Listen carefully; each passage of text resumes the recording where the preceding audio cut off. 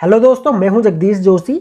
आज के इस वीडियो में हम लोग डेल्टा की एम सीरीज की वीएफडी के बारे में डिस्कस करेंगे। एम सीरीज की वीएफडी के कनेक्शन में आप लोगों को बिल्कुल आसान भाषा में समझाऊंगा।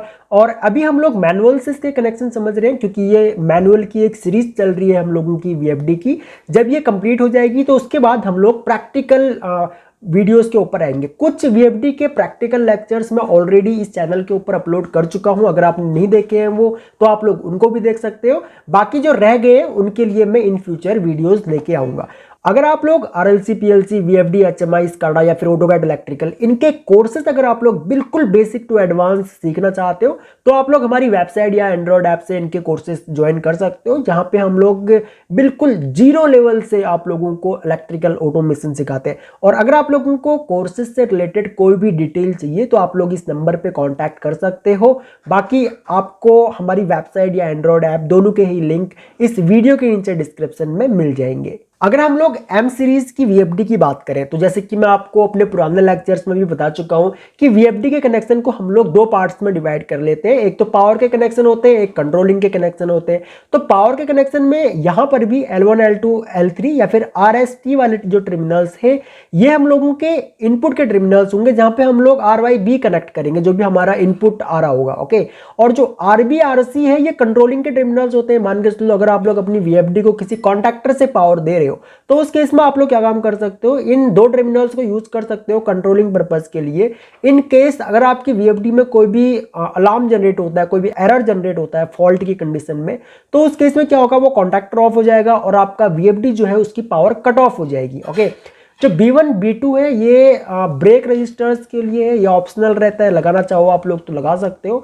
एंड उसके अलावा जो ये T1, T2, T3 या फिर UVW वाला जो टर्मिनल रहते हैं, जहां पर भी UVW आप लोगों को मिले, चाहे आप लोग किसी पैनल में कोई फेरुल नंबर भी अगर आप लोगों को किसी वायर में दिख रहा है UVW का, तो आप लोग समझ जाओ कि वो मोटर के टर्मिनल्स है। ओके, तो यानी कि वो मोटर की वायर है। ठीक है, तो वहां पे आप लोग समझ सकते हो। सेम यहां पर भी हम लोग जो हमारा 3 फेज इंडक्शन मोटर होगा उसको हम लोग यहाँ पे कनेक्ट करेंगे। और जो ये ई वाला टर्मिनल है, ये हमारा ग्राउंडिंग का है, यहाँ पे हम लोग अपना अर्थ वायर कनेक्ट करेंगे। ठीक है, उसके बाद जो हमारा M0 से लेकर के M5 तक, ये हम लोगों के डिजिटल इनपुट से जो भी हम लोगों के सेंसर, लिमिट स्विच या फिर पुश बटन, सेलेक्टर स्विच होंगे, उनको हम लोग यहाँ पे कनेक्ट करेंगे।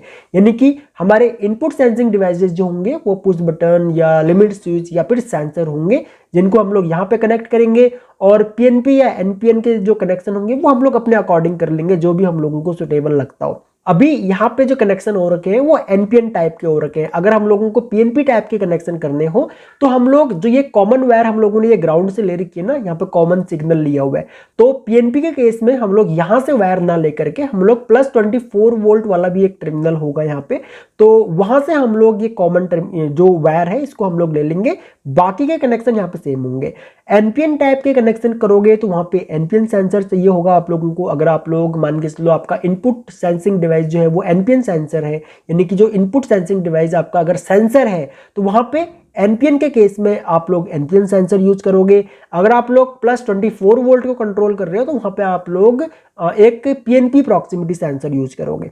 ठीक है, उसके अलावा यहाँ पे हम लोगों के पास एनालॉग इनपुट्स होते हैं, जहाँ पे हम लोग पोटेंशियोमीटर वगैरह यूज करते हैं। एक तो टर्मिनल होगा हम लोगों के पास +10 वोल्ट का, एक AVI का होगा, एक ACI का होगा। AVI का मतलब होता है एनालॉग वोल्टेज इनपुट, ये हो गया हम लोगों का एनालॉग करंट इनपुट। और एक होगा हम लोगों के पास ग्राउंड का। कुछ वीएफडी में ACI वाला टर्मिनल नहीं दिया हुआ रहता, कुछ वीएफडी में AVI ACI दोनों एक ही होता है, कॉमन टर्मिनल होता है। ठीक है, तो अगर आप लोग करंट में कंट्रोलिंग कर रहे हो, यानी कि 4 to 20 मिली एम्पियर में अगर आप लोग कंट्रोलिंग करना चाहते हो, तो आप लोग ACI पे इनपुट दोगे। अगर आप लोग वोल्टेज में कंट्रोलिंग कर रहे हो, ठीक है, यानी कि 10 वोल्ट में 0 to 10 वोल्ट अगर आप लोग कंट्रोलिंग कर रहे हो, तो आप लोग यहाँ पे AVI में फीडबैक वायर कनेक्ट करोगे। ठीक है, AVI और ACI दोनों ही फीडबैक वायर की होंगी। ठीक है, आपका जो पोटेंशियोमीटर का रेंज होगा वो 3K से लेकर के 5 किलो ओम तक का होगा। ठीक है, ये 3K का मतलब भी किलो ओम ही है, 5K ओम यहाँ पे जो लिखा हुआ है ये भी किलो ओम है। ठीक है, तो यहाँ पे आप लोगों के एनालॉग इनपुट हो गए, वोल्टेज और करंट दोनों में। उसके बाद यहाँ पे दो मल्टीफंक्शन यहाँ पे आउटपुट दिए हुए रहते हैं। एक तो ये रिले है, जहाँ पे 5 एम्पियर आप लोग AC में कंट्रोलिंग कर सकते हो, 2.5 एम्पियर आप लोग DC में कंट्रोलिंग कर सकते हो। ठीक है, यहाँ पे अगेन ये कॉमन, ये NC और ये एनुअल टर्मिनल यहाँ पे दिया हुआ रहेगा। और यहाँ पे एक multi function auto coupler output यहाँ पे दिया हुआ रहेगा 24 वोल्ट DC 50 मिली एम्प्स में। और यहाँ पे एक आप लोगों को AFM और जो ग्राउंड वाला टर्मिनल है, ये आप लोगों का एक एनालॉग आउटपुट है। अगर आप लोगों के पास कोई ऐसा आउटपुट टर्मिनल है तो उसको आप लोग यहाँ पे कनेक्ट कर सकते हो। ठीक है, एंड यहाँ पे एक आप लोगों को RJ11 का एक पोर्ट मिल जाएगा। ठीक है, RS485 सीरीज इंटरफेस का। तो यहाँ पे ये कम्युनिकेशन पोर्ट है। इसको भी हम लोग प्रैक्टिकल लेक्चर जब हम लोग करेंगे तो वहाँ पे मैं आप लोगों को इसके बारे में भी बताऊंगा, और हम लोग कम्युनिकेशन वगैरह तो करेंगे ही, तो वहाँ पे आप लोग अच्छे से समझ पाओगे।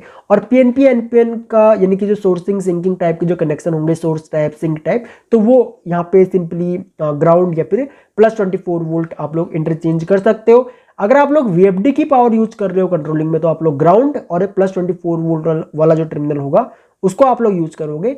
और अगर आप लोग एक्सटर्नल पावर सप्लाई यूज कर रहे हो तो एक्सटर्नल पावर सप्लाई में भी आप लोग क्या काम करोगे, वहां पे 0 वोल्ट या +24 वोल्ट वाला जो टर्मिनल रहता है वहां से आप लोग यूज करोगे, या प्लस और माइनस वाला जो टर्मिनल रहता है DC का, उनको आप लोग यूज करोगे। बाकी कंट्रोलिंग सब कुछ सेम होगी।